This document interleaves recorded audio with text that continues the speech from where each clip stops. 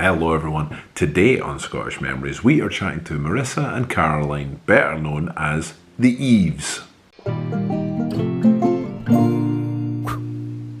So how are you all? Hope you are all happy and healthy and well out there. Just before we get started, if you haven't already, please of course remember to subscribe or follow the podcast on wherever you get your podcasts, or of course you can subscribe on the main channel here. But today I am over the moon to get back to doing some more Scottish Memories interviews and kicking it off with the brilliant Scottish duo, the Eves. The Eves, better known as Caroline Gilmore and Marissa Kelty, have been described as one of the UK's most promising emerging female pop acts of recent years. They joined forces in 2016 and have been described by the legendary Tony Blackburn as future gold, having just released their latest single, Big Love. Caroline, Marissa, hello, how are you? Hello. Hi. We're good. How are you? I'm very well, thank you. Thank you so much for coming on and joining me. It genuinely means the world. It's because we've been trying to organise this for a little while, so to finally get you on here is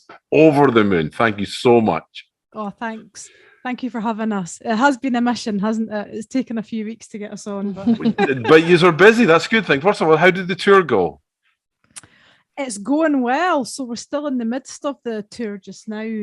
So obviously opening for Horse, who is a Scottish legend in the songwriting stakes. So yeah, it's been really good. We've done 6 shows so far, the majority down south. We're just about to start the Scottish leg now. So we've got some big shows going to be playing in Dundee Rep. We've got Glasgow, the Theatre Royal, and we've got the Queen's Hall in Edinburgh, and a few other locations, so that'll keep us busy from now until June, I think. Yeah. Is there still tickets available if anyone's wanting to come along?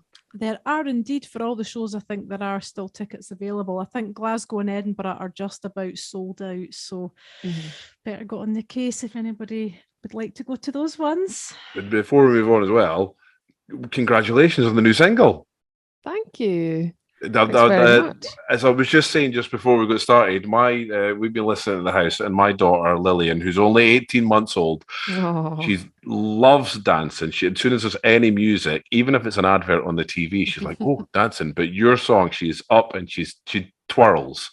She twirls all the time to it. So I don't know what's her favorite right now. It's either you guys or Encanto. It's a tough fight. But she definitely. So congratulations. How's been? Big Love. When we were listening to it, and please forgive me if this is a bad description of it. It's the way it works in my head. I find it kind of a meld between country and pop, if that makes sense. That does make. We've had that quite a few times actually. We seem to keep getting this reference of slight country, but mainly pop, but a slight country. Yeah, it's just a very gentle feel of it in the background. Yeah, is that not deliberate then? Is it just a natural thing that's coming out from your writing? It's not deliberate at all. Yeah, I think so. I mean, I think if you go back to the start of the Eves journey, and obviously we put out our single Tides in 2018, and that was probably more that singer-songwritery vibe in terms of production, and probably closer to bands at the time that we were listening to, like First Aid Kit, the Staves, all of those types, which is that kind of folk and country vibe. But we're big fans of pop music, and the music's just evolved. I think, we're big fans of a real catchy hook, catchy chorus, and melody, and just really working through that and working with different producers, you get to define your sound. And so yeah, I can see where that country vibe is. I think we've gone a little bit more pop. Yeah, it definitely it feels more pop. So tell me about Big Love. How did you sit down and start to write that sort of stuff? Well, that was actually a co-write. Right. Okay. With Jim Dogood, who has worked with Paolo Nutini quite a lot. So his hit album These Streets, he worked a lot on that. So that was a pleasure to get to work with him. And also our producer Lewis Gardner. So it was a kind of 4-way session, and we just we just went for it. We just created it. We just created it on the day, on the spot, which is sometimes it works like that, and sometimes it doesn't. Sometimes nothing comes to you, and then sometimes it just works. And It's funny. I've heard that from other artists when you're interviewing. That sometimes you just sit down and something comes out in like half an hour from just sitting playing about. So that's incredible that it's just sort of came out. Is it going down well? I'm guessing you're playing it at gigs. We are So playing it at gigs at the moment. So we released it there on the 1st of April. So it's very early days at the moment, but we got a nice first play yesterday on BBC Radio Scotland. So Janice amazing. Forsyth very kindly gave that a wee spin, and so we're working hard now on all of the rest of the radio plugins. So lots of stations now starting to pick it up, and we'll see what that brings. Well, I do wish you all the best luck with it, and obviously anyone listening out there on the podcast, please go out and check out the Eve's Big Love. It is genuinely, if Lillian likes it, it must be good. That's a test. If the toddlers danced it, that's the star approval right there. Right? So we'll jump in with things. So where did the two of you grow up?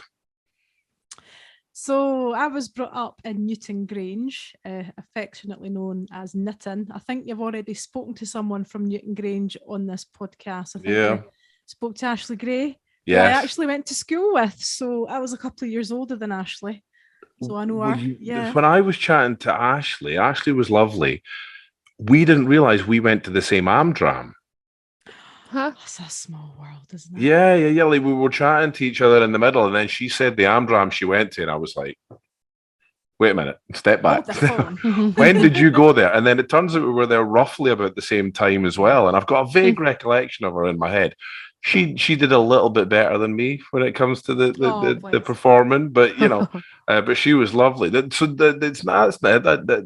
you know Ashley when you were at school then? I did, yeah. And we often seen each other in the music department, obviously taking part in all the school concerts. Ashley was the star, like the star singer at all the concerts. And we all knew that she would go on to massive things. So so she's done really well. So hi, Ashley, if you're listening. Ashley's still a friend of the podcast. She sent messages every now and again, which is lovely. It's lovely. Nice. And I grew up in Coatbridge, just about 6 miles from Glasgow, so very much the West Coast. Yeah. Well, see, later on, I usually like to do a question about hard, difficult questions for us Scots, and this one sneaks in, but I think I need to ask it anyway since you've mentioned it. Chippy sauce, yes or no? Well, I would say yes, because I've been living in Edinburgh for 18 years or something now, and I used to always be a kind of ketchupy. Yeah, and see, I think a lot of West Coast people they just don't get it. Yeah, they don't get it. I get it now. I get it now, and I'm not a ketchup on chips those type of chips anymore. No, it's different because I don't really like brown sauce. I don't really like HP brown sauce, but it's a different thing. The chippy sauce is different. It's different, isn't it? Yeah. I mean, it's definitely different at 3 a.m. as well. But it is. It's a different thing. It's divine at 3 a.m. No, and then you quickly regret it about half an hour later. Yeah. The thing is about chippy sauce, it does depend because obviously each chippy makes their own.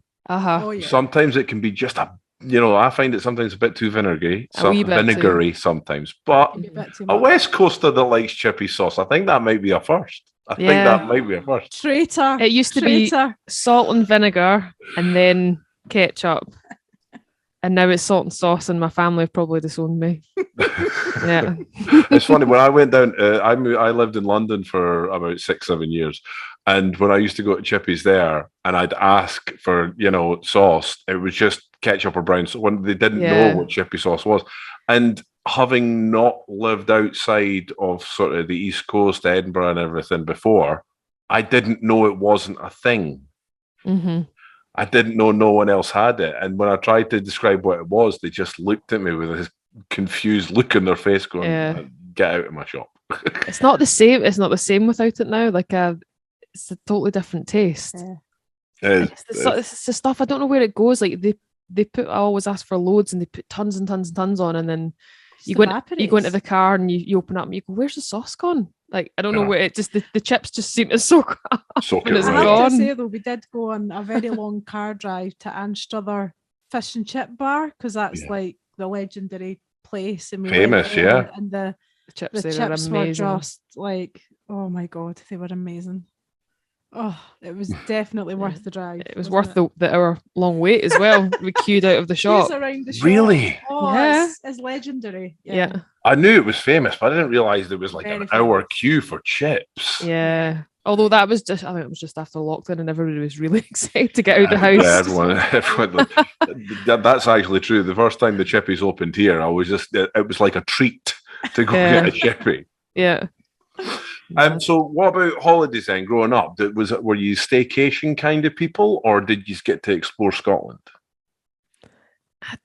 Didn't really explore Scotland that much. I think my earliest memories of holidays are down south in like Bournemouth and Blackpool and places like that. Although I do remember going to, is it Hagerson Castle? That's Scotland, Yeah. isn't it?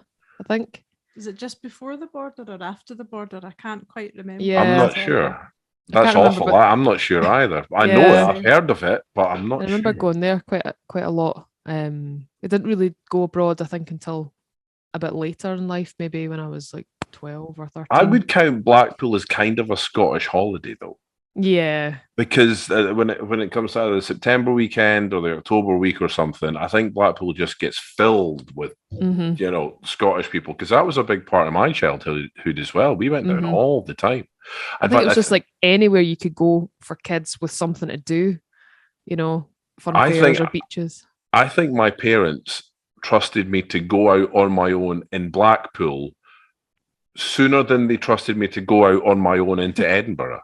Which in some ways sounds a bit scary, but I think they knew I knew that better because we were there all the time, more than I knew the centre of Edinburgh on my own. Yeah. You know what I mean? Yeah.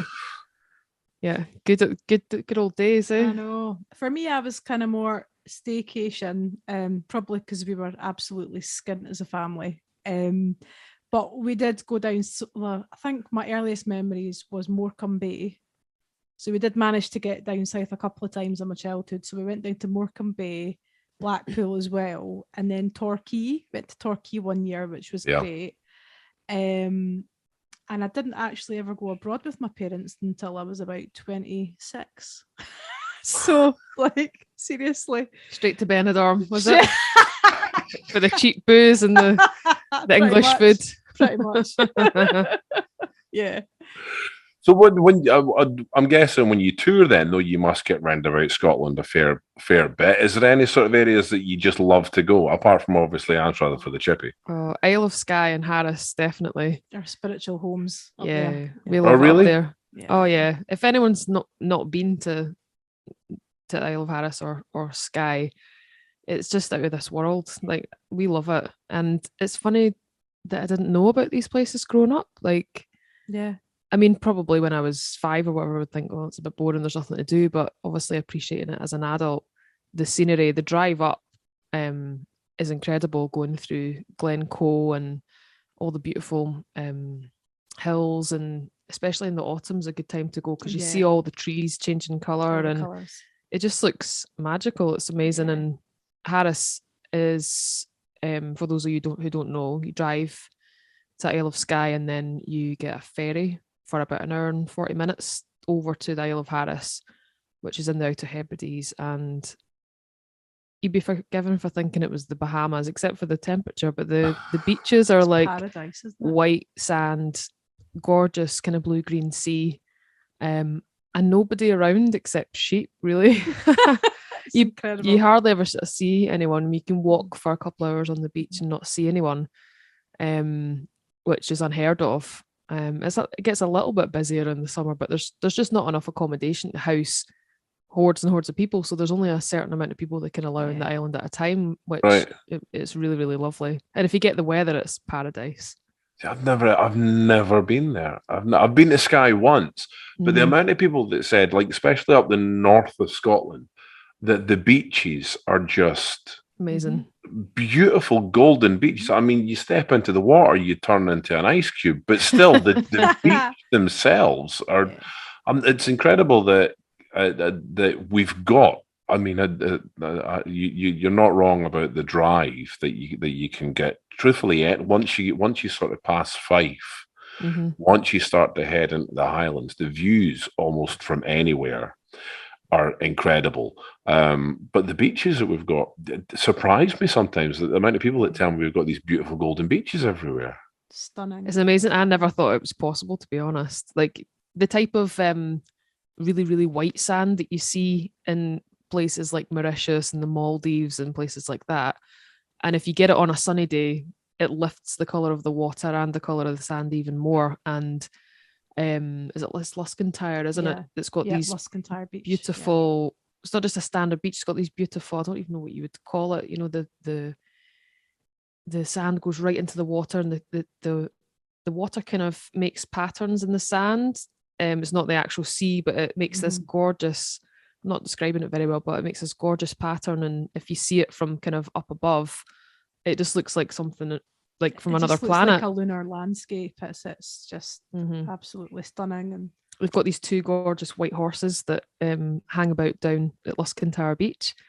Just these beautiful horses, and they sometimes just take them out onto the beach, and if you're lucky enough, you'll get a snap of these beautiful white horses running or walking along the beach with nobody else there in this white sand and blue sea. It's very fairy tale like. It's magical, isn't it? But this is starting to sound like a little bit you've had too much of the chippy sauce now. I mean, I'm guessing these aren't just wild horses. They're no, they're looked after. They're looked after. But sometimes it can look a bit like that. If you Google Luscantire Beach, Isle of Harris, you'll as soon as we're finished, I'm gone. You'll see some amazing photos. Yeah, and we've played some gigs up there as well. So I think the first time that we went up there together, and you were like, "This place is incredible." We were playing some gigs, and then we went back about 6 weeks later, 7 weeks later to do it again. And we've been up there a few times now, haven't we? Yeah, and Skye's gorgeous as well. Yeah, just love it up there too. Yeah. What about gig-wise then? Do you have places that you just, when you see you've got a gig booked in a certain place, do you just go, yes, that? Because every town, every city has a different reputation for what their audiences are like. And I don't name the band one, don't name ones you don't like to go to. But is there any ones that you just love to go to? Venue-wise, like up north or just anywhere? Anywhere. I love the Caves in Edinburgh. I think that's such a beautiful venue. It's really quite cool inside. It's got something quite spiritual about it and magical as well. The Caves is really cool. Yeah, that's gorgeous. That's a gorgeous venue. And the Fruit Market in Glasgow was also amazing. That's what I was going to say. Yeah. Sorry. No, you go for it. Yeah, so we opened for the Shires back in 2019. So that was at the old Fruit Market in Glasgow, and just wow, what a venue. It's incredible. I was two very different audiences, Edinburgh and Glasgow, really. Because I'm as an Edinburgh boy, I know our audiences have not got the best reputation. They can be a little bit sort of hard to please in some ways, whereas I think a Glasgow audience is probably a bit more of a, I want to say party audience, but more up for a good time, really. So they're a bit more vocal, aren't they? Yeah, a bit more well-oiled, maybe. I don't know. I don't know about that. There's a few in Edinburgh as well. Yeah, that's true. That's true. They are very vocal. They're much more likely to shout something out or go on yourself, hen.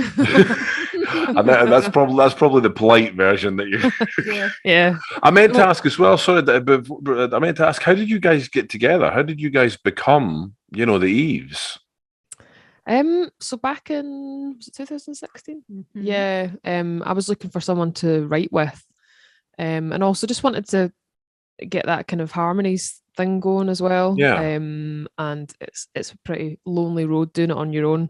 It's nice to have somebody else to kind of, G up. So just kind of dug about Edinburgh and had a wee look around to see, the potential and stuff. And Caroline's name had kind of popped up quite a few times. We've done quite a lot of the same gigs. Right.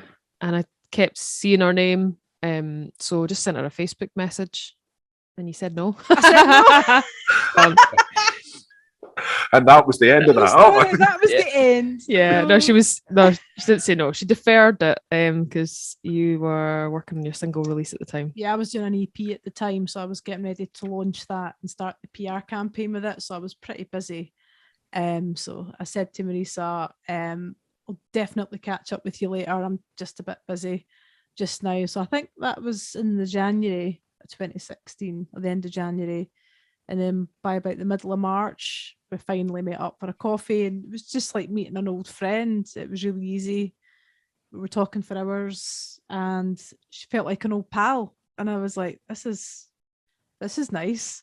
And then we started writing together, and the songs just started to flow instantly. And that was when we kind of knew, this feels like it was meant. Mm-hmm. That's very cool. That's Yeah. very cool. Then again, then of course, that 2019. Did you say no? 16. 16. 2016. 16. Yeah. That was good. Because my head then for a minute when it went back 2019, I was like, so you got together and then went into lockdown. That can't be right. That can't be right. That's very cool though. Almost serendipitous, really. Yeah. Apart from obviously saying no first, but still. It did kind of feel a bit like that, I suppose, because we've worked with a lot of the same musicians. Right. And like you were saying, we'd kind of heard of each other on the music scene. We'd just missed each other at venues where we were playing at different events and stuff. So it was like a sliding doors thing. We kept missing. Turned out we lived on the same street. Actually, at the same time when I was at uni and you were at uni, we lived on the same street, and like we played a lot of the same bars, just on different nights, or the same night, but just like ones before each other, and just kept missing each other. It's quite strange. But wow. That is sliding doors is probably the best description of that. Really, just you'd actually already asked me to be your keyboard player as well. We found an email. Yeah. So we figured this out. So after we became friends and we started writing music, and I was like, I'm sure I contacted you or something. Or you found an email. Yeah, I found an email. I'm sure you found an email from 2012. Right. And it was from me asking to look for a keyboard player to join my solo work in my band and be part of my session band. And you said no. You wee boot. Yeah. You said no. At that point in time, I was too busy. I had millions of other gigs going on and lots of other different bands and stuff. And I was absolutely snowed under. So I had to say no at that point. But it was funny finding that email. So so you get to be the one that says, haha, I turned you down first. She did. Exactly. She did. She did. But then we just went on to, I suppose we just did a lot of writing, and then we started doing lots of covers gigs. So we wanted to get to know each other's styles and how we would blend and how we would perform together, because it doesn't just instantly work. You need to put that time in to find the way that you're going to kind of interact with each other. Yeah. So we did loads of covers gigs, and that's what ended up taking us up Tyler Sky and things in the early years of the Eves. So we didn't become the Eves until we released our first single in 2018. So there was a bit of an evolution of writing behind the scenes, going out there and playing gigs and covers gigs and events. And then we finally thought, right, we need to bite the bullet and put out a single, because we've got all these songs here that we're sitting on. We need to work with a producer, and we need to get going, and we need to come up with a name for ourselves. And that's when that all started happening in 2018. So where did the name come from then? You just plucked it out there. I just plucked it out there. I'd actually gone to see you play with your old bands at a bar in Edinburgh, and I was sitting watching, and then afterwards you came to sit and have a drink with me, and we were chatting through what we were going to do, and the Eves just popped into my head, because I guess I was looking for something that sounded quite feminine, and Eve is such a nice name. It's really quite femme, and I could just like see it in my head. I could see the name in lights. I know that sounds really quite but it's not happened yet. Give it time. Give it time. Get in there. But I just thought the Eves, and I could see it. I could see the logo. I could see everything already, and and you seem to like it. Yeah, you didn't have any better ideas. No, I didn't. That was it. But then gigging round about Scotland and everything, being a cover, because I did the same sort of thing back when I paid my way through college by singing in miners' clubs and all these You're sort brave. of things. You played in Woodburn Miners. Have you played in Woodburn? I did not often. Not often. I played McMurray Miners a lot. They were really good to me. I used to be in there a lot, but then we're going back about 20 years or so ago. So I know I don't look it, but going I do back feel like I recognise you though. I've maybe bumped into you. I hate to say it, but you look familiar as well. Yeah. Yeah. I sang in wedding bands for years and years and years. I don't know. We're bound to bumped into each other at Yeah. once or Somebody's twice, wedding. especially the singing circuit. Yeah. But that sort of, I mean, I found that I was doing solo, I was doing myself a backing track. So the together in that sort of atmosphere, that must have helped build up a nice bond between you because, you know, they're tough gigs. They can be tough gigs. Mm. They're really tough, and I think we quickly find out that I was the one that would give it back to people. So I was the ballsy one that would give the banter back, and you'd be the one just looking all pretty and demure, and I'd be like, "Aye, you go off, you go," you know. So we seem to bounce off each other in terms of that. So I'm the gobby one, and she's the pretty one, and that's how we play it. I can be quite quiet. I don't really like to talk over the mic that much. Oh, this must be horrible. You must be hating this then. No, I'm fine just now, but just in terms of, I've come a long way actually. But I used to be quite shy. Sing was like a different thing, but talking over the mic, I always. There is something different about singing, though. Mm-hmm. I'm sure you guys get it a lot, where people say, "How can you just stand up in front of people and do that?" But it's a different thing, isn't it? Mm-hmm. I think so. I'm definitely is, better now with the chatting and well, yeah, I do voiceover work for a living now, so I'm constantly, you know, talking in my speaking voice and all living in front of a microphone all the time now. Yeah. So what about going forward then? What's the plans for traveling around Scotland? Obviously, you've already told me about some of the gigs that you're going to be playing in the near future. What is there places in Edinburgh or I'm saying Edinburgh, but I mean in the whole of Scotland. Sorry, it's just because I'm always talking about Edinburgh. But in North of Scotland, that you go, that's where I want to play. That's where we want to play. You know, I mean, have you got places, a goal really of?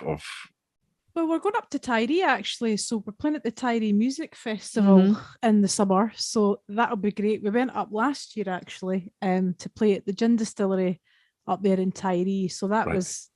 Yeah, that was absolutely smashing. That was a dream come true for Caroline, playing in a gin distillery. Made it. Whenever you say I hear Tyree, I don't know if you remember this. I'm a massive Billy Connolly fan. Oh, we love him too. Yeah. And I think it was an audience with Billy Connolly where he was talking about a Scottish folk singer, writer of Scottish folk songs, who had never been to Scotland, and he wrote a song called "The Blue Misty Hills of Tyree." And then Billy Connolly saying the joke that if you've been to Tyree, it's like a billiard table, and there are no hills. So whenever anyone says Tyree, that's what pops into my head. Gin Distillery, no, Billy Connolly, and it comes. That's brilliant. It's another beautiful place. It's similar. The beaches are similar to that of Harris. White sands, blue sea, and we got amazing weather. We actually got sunburnt, I think. We got sunburnt on the beach one day, but we didn't get a lot of time to go and explore. No. And truthfully, I think getting sunburnt in Scotland, well done. Yeah, no, it was a bit of a whistle stop too. I think we were only there for 24 hours. For a day, didn't we? And oh my god, the flight over. So the planes are quite small that go from Edinburgh or Glasgow to Tyree. So did we go from Edinburgh? Small Glasgow? Is an understatement. We'd gone to Glasgow. Are you having is it like the Flintstones? Or are you having to pedal when you're in there? Pretty much. It was like a roller skate. It was a transit van on wheels. That's what it was. It was so small. She had a meltdown. She was having a full-on panic attack. Going, oh my god! Well, I get a wee bit claustrophobic, and at that point in time, we were very much still kind of wearing face masks, and it was all very. This was us coming out and being allowed to travel. Second lockdown or something. Yeah, I can't even remember now. But... And so you had to have your face mask on, and it is so tiny. Like if you're sitting next to someone, it feels like you're literally sitting on her lap. It's so the pilot close. was right there. You could tap him on the shoulder. The pilot came on. So the pilot came on and closed the door behind them as he got on and took up the wee foldy stairs, and then he said, he actually introduced himself. I'm the pilot, and if you need anything, just tap me on the shoulder. And I'm like, what is this? And I could actually see he had a post-it note in the cockpit, and I thought, I hope that post-it note's not like explaining how he's driving the plane, but you literally could tap him on the shoulder from where you were sitting. So safe to say that we're going to be taking the ferry this summer. We're taking the Yeah. car onto the ferry. Yeah. It Well, was I've fine seen once you it. get fine I've once you seen got it, used to it, but at first just a bit. But I've seen on your Instagram, like go talk about taking the car. I mean, you have got packing your equipment Oh, into God. the car as a fine art. Yes, Me- Caroline knows what she's doing with that. Yeah, I've just got to have things packed in a certain way. And when Marisa comes and she's trying to get involved and do stuff, and I'm like, leave it. Don't touch It's anything. very specific. Don't touch anything. Despite the fact that I have done that for a living for a long, long time, she doesn't trust me. No, she just throws it all don't in. She throw it throws it all in. It's got to be in a certain way so we know where everything is. Or it upsets my happiness. So, you know. See, I was probably the same as you, Marissa. I used to just chuck it into the car and Yeah. then manage Especially to at get the a end of the different way. night. But, yeah, but I used to roadie for two of my best friends who still gig round town, around Scotland, a band called Bleaker. Oh yeah. And Lauren, I used to always help Karen everything out, but Lauren singing, she had packing that car like it was. Yeah. She should have been in Mensa the way she packed then. When I saw the way you packed your car with all the stuff, I was like, this is like Vietnam flashbacks. Like, it's exactly the same. Yeah. But it is a fine art, my especially order. I like my it's a order. lot of stuff for you to gig about, though. You know, so you have to be organised with it. It's Yeah. a hell of a lot of stuff. I think, especially when we were doing the tour down south there a couple of weeks ago. So you had to think ahead for 2 weeks worth of clothes, bring down snacks and things, because it's expensive to eat out all the time and to buy bits and pieces when you're out if you're on tour. So we like to try to stay relatively healthy. Also, we're vegan, so it's quite tricky to get the snacks that we can eat sometimes. So we take like our own milks and our own tea bags and our own. Yeah, the right pains. We're really sad. So we've got to pack all food, all our clothes. Then we've got guitar, digital piano, stands, stools.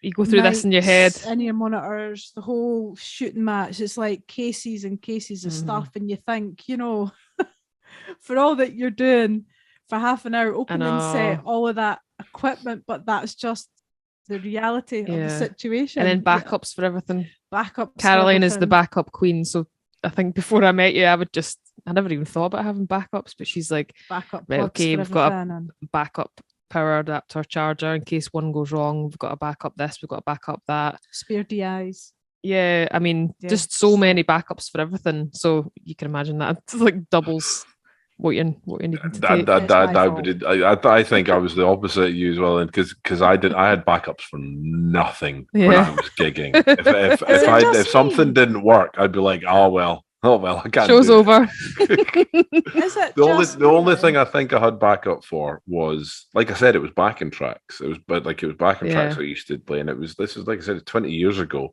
So my whole set was on a cassette. My whole set was on a cassette tape. So one side of it was usually 2 45-minute spots I used to play. So one cassette tape did the whole gig. One side was 45 minutes, the other side was 45 minutes. And that's what I used to do. And I did, after I'd made the set for the night, I did copy the tape and I took it with me. But when I think back to it, I would have had to stop and fast forward that tape to wherever I was in the set that night. Awkward. But there would be nowhere else for it to do it. But that's what I would have had to do. I would do. Wait a minute, enjoy your drinks. Don't forget about the mood that I've set right now. Just let me find it. No, wrong song. That's what I would have had to do. Tapes are so risky because they get chewed up as well. So like that was taking a major risk. Your whole set was hinging on a tape cassette, which could have got stuck or chewed up. And then you know what it was like with the pencil when you had to try to wind it on with a pencil and fix all the tape. And now they're actually bringing them back out. I don't know why people are bothering with tape cassettes. That's nostalgia, though. It's a kind of retro nostalgia thing, isn't it? It really is. It really is. But then it's kind of cool. It's kind of nice. You winding a tape with a pencil, like that's part of our youth. That's what we did. Totally. Like listening to the top 40 and trying to record and stop before the DJ came back on. That was it. And you had to, if you had a tape that wasn't like a recordable tape, so you'd have the ones that you would buy, the blank tapes that you could record onto. But if you didn't have one of them, I don't know if you ever did this trick, but if you didn't have one of them, you put a bit of paper in the little bit at the top and push it Yeah. down. Do you know what I'm talking about? Yeah, I do. A little bit of I paper, do. push it down, and that would make a tape that wasn't recordable. You could record over anything that was on it. Used to be able to do it with VHS tapes as well. There was Yeah. the bit that came off, and you put a bit of Yeah. sellotape over it. You could re-record it again. Yeah. Yeah. Crooks. Good old days. We haven't any money to buy those types of tapes. You just had to choose whichever tape you were sick of, Yeah. whichever single you'd played to death. Yeah. I had Kylie Minogue on tape cassette and Jason Donovan. I remember that. I played them to death. That was one of my favourite Especially for albums. you. I mean, that's a Especially classic. for you. I should be so lucky. Yeah. My that was my very first date when I was 12 years old was to Kylie Minogue at the Edinburgh Playhouse. Oh, there you go. And it was, funnily enough, it was the only date that girl went on with me. I've got a funny feeling she just went for the gig. I don't know, but I think she might have just went for the gig. But that's when you fancy someone as well, is you'd make a mixtape for them. Mm-hmm. And like you take them a mixtape and it's like, this is my favourite songs and I think of you when I play all these songs. That's what it was like. It I know. was. Whilst we're talking about gigs and things, I've got a funny story for you, which probably you'll cringe at, but I remember my dad used to help me come out with my set because it was minors clubs. You know, it was a definite age to the crowd that I was playing, and the songs that I wanted to sing were not the songs they wanted to listen to. Yeah. So my dad would help me come out with a set, and to his credit, he was really good. He put a really good set together, and everyone was dancing and having fun. So he did well. And again, showing my age, The Lion King had not long come out. Mm-hmm. Circle of Life was number one everywhere. My dad's like, you need to do that song, and we had a machine in the house that it could take, not very well, but it could take the vocals off a CD. It wasn't the greatest quality, but for a minors club, it was fine. But I was like, Dad, I haven't got the time. I haven't got the time to learn this. I was gig that night. I was like, I've not got the time. And he's like, do it. Come on. Everyone will enjoy it. Everyone loves that song. It's number one. You've got to do it. So I did have a folder that I would have to just at the corner of my eye with all the lyrics on it, just in case I need a little glance. And it was usually written in black marker. And my girlfriend at the time wrote it out for me, wrote the lyrics out for me, but she did it in biro and not black marker. So then when I get up on stage, I can't see the words to this song. Oh, no. And the song's playing and it starts and I have got no idea what I'm singing. No idea. I made every verse up completely. I'm honestly standing on a stage going, and the bees fly into the forest. You get the heart. And I made the only bit I knew was the chorus because everyone knew, it was the circle of life. Everyone knew that. And because of what it's like singing in a pub, half the time they're listening, half the time they're not. When it came to the chorus, they're all like, circle of life. And then it would get back to the verse, and I'm making it up, and then they'll go back to their drinks. So you got away with it? They were none the wiser. That's apart from my incredible. two best mates who were in the audience, sitting with their pint, absolutely decking it on the floor, laughing, because they knew what was going on. And I'm like, God. I've had a similar experience, but it didn't quite end as well as yours. So I was doing a wedding gig. Now, I wasn't a wedding singer, but I got asked to be a dep one night for this wedding band. So, and it was just shocking because we're out in the car park learning the first dance and everything. It was really awful. So I guess on stage and I had my charts and my cheat sheets and my lyrics on stage and there was no light, so I couldn't see anything. So one of the organisers put a candle next to my charts. no. I can see where this is going. And I started singing and halfway through I could see the corner of my page going on fire and I was like, oh my God, I had to blow the candle out, couldn't see the lyrics, my lyrics were on fire. I was like oh my God. Yeah. I didn't actually do another I hope it wedding wasn't gig the again. first dance, was it? No, it wasn't the first dance.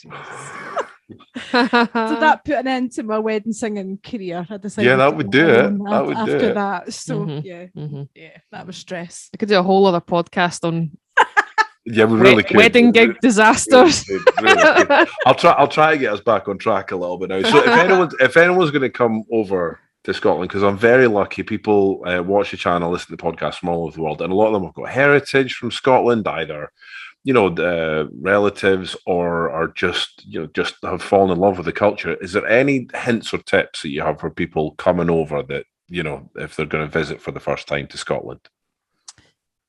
So I think we've got quite a diverse range of options and things to see. So I think, if you're thinking of the East Coast on your way up from down south, perhaps if you're going up East Coast and you're coming into that kind of area, we've spent time down in Coldingham Bay, which was really, really nice. Yeah. In the road to St Abbs, a beautiful coastal walk there.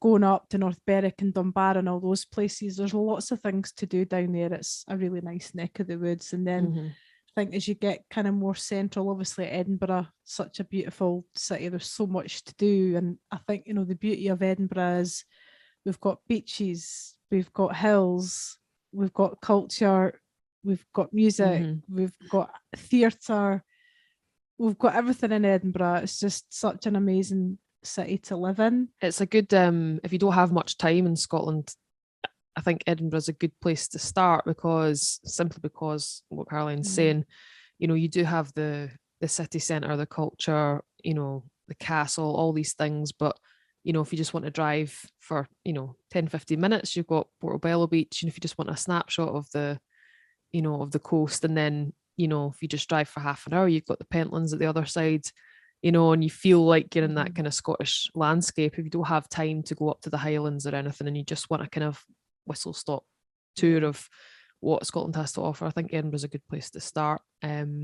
Glasgow's obviously another bustling, amazing city, and with the same token, you can drive to Loch Lomond in about 45-50 minutes, and you'll be in the Trossachs, and you'll be on your way to some beautiful scenery as well. So that's also a good place to base yourself, I would say. I don't know. Well, actually, I mean, you guys are probably a prime example, really. But Edinburgh and Glasgow, they're two incredible cities. I love Glasgow. For an Edinburgh person, I know we've got a bit of banter. There's a love-hate relationship there, a bit of banter. But I love Glasgow. I think it's a great place. Yeah. But for two cities so close together, they're so different. Yeah, They're two completely different places, and it's incredible to have that in 50 miles, just have these two very different feels about them.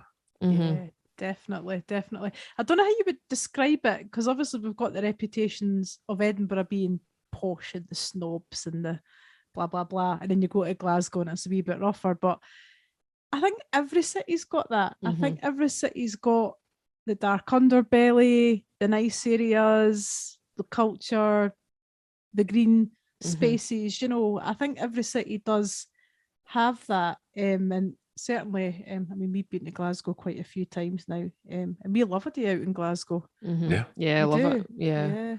There's a lot of bars, good music, and, good restaurants, and nice, they've got botanic gardens and everything. It's a very beautiful place. What I think Glasgow does better than Edinburgh as well is it's keeping more of its live gig spaces alive, far more than Edinburgh is. Edinburgh is struggling with that now. They seem to be closing left, right, and centre, whereas I think Glasgow's managing to hold on to that a little bit more. I think definitely. so, yeah. I think, you get to that point where it's the same venues time and time again in Edinburgh, and you just think, we have lost quite a lot.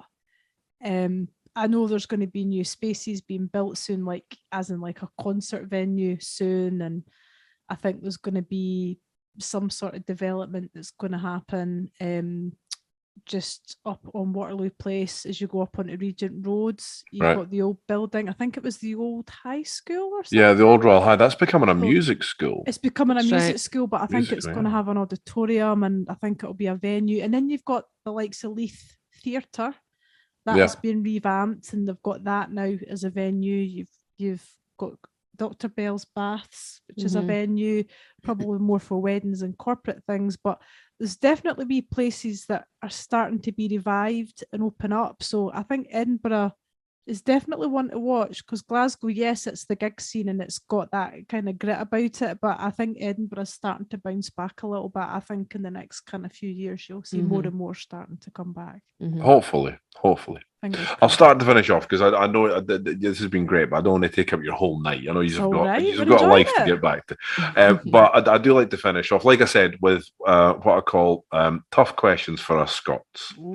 Now, obviously, I Okay. know you've mentioned you're both vegans, but there's one question in particular that you can count vegan versions of this as well. And Okay. I'm guessing you maybe tried this in your youth as well, but shortbread or tablet? Oh, that's a tough one. Yeah, these are the real questions. Oh. These are the Tablet real for questions. me, I find shortbread quite boring. I'd probably go shortbread because I think you can eat more of it without being sick.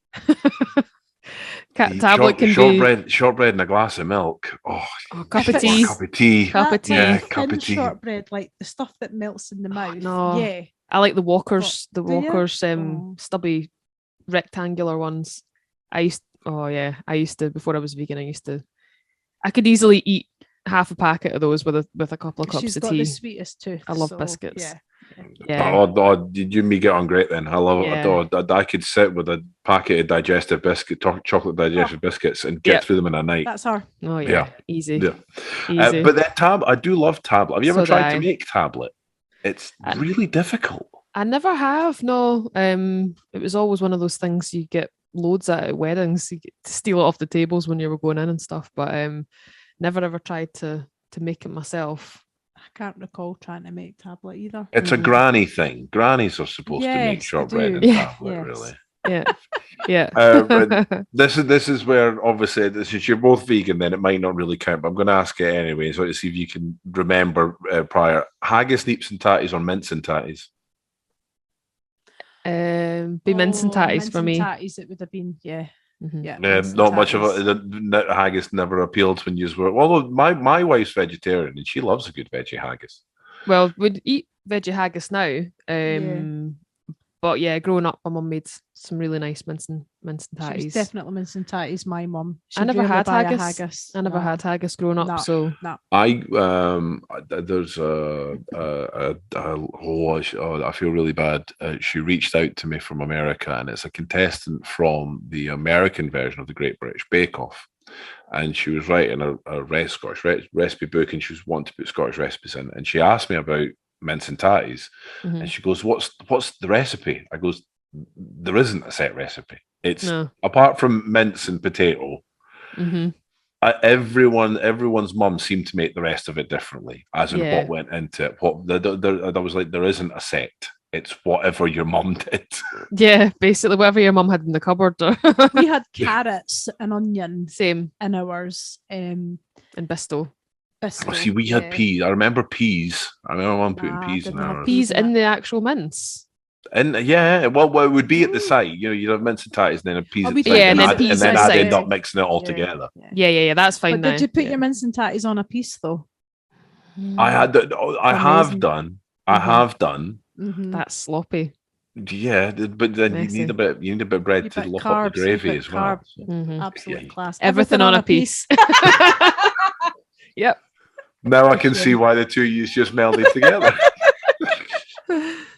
I don't know if you drink or not, but whiskey or iron brew? Iron brew. Yeah, it would be iron brew. But I do like a whiskey. I like a whiskey sour. Yeah, whiskey sour. Yeah, nice. And that's okay. Yeah.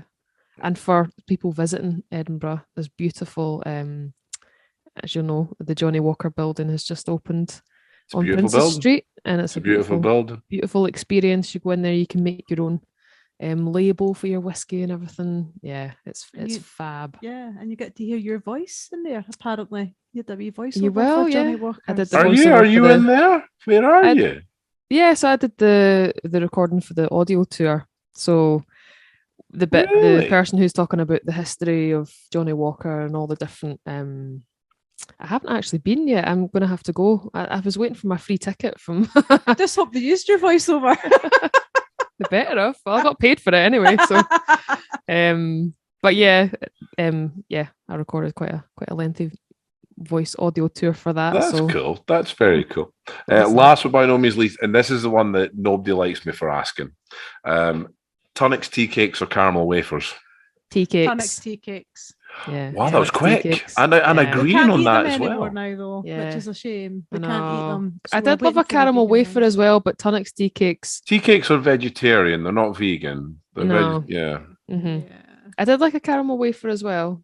I did like that, but tea cake was always the winner. But there was ways of eating a tea cake, right? So you'd have to take the chocolate off, and then you'd take all the sort of mallow out, and then you'd be left with the biscuit Yeah. at the end. How did you eat your tea cake, your Tunnocks tea Well, cake? see, I like to bite in. I just Oh, you just go like, for it. I just straight go in. for it. But see, for me, it's not about how you eat the tea cake. It's what you do with the wrapper after. Oh, yes. Do you make it in a little aeroplane or into Do some you sort do of... you smooth it out? Do you not smooth it out? Do you roll it? That is more important roll than it, the yeah. tea cake itself.